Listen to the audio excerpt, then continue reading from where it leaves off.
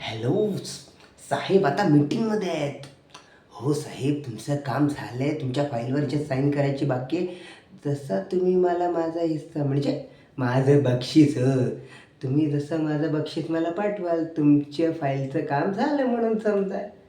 जरा कृपा ठेवा आमच्यावर. हां हां, बोलतो मी तुमच्याशी. बसा. आलात. नेहमीप्रमाणे नेहमीप्रमाणे तुम्हाला एकच शब्द बोलतो की साहेब आता मीटिंगमध्ये आहेत. हो माहिती आहे, तुमचं 2 वर्षापासून पेन्शन अडकले तेही माहीत. ते 1000 वेळा तुम्ही सांगितलं इथे येऊन.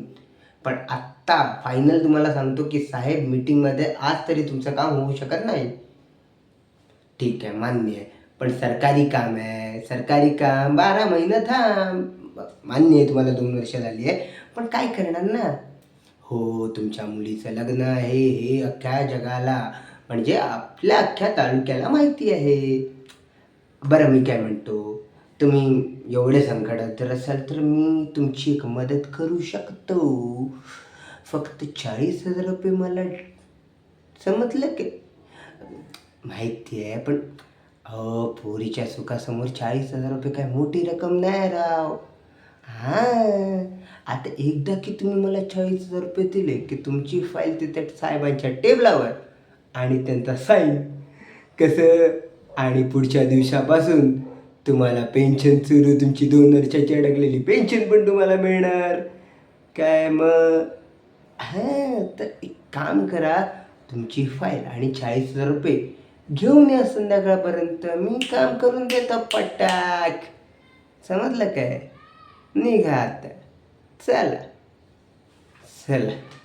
काम तर झालं लक्ष्मीचं, आता आपल्या लक्ष्मीला फोन करूया. हां. अगं माझं ऐकून तर घे, पहिलाच काय शिव्या घालतेस.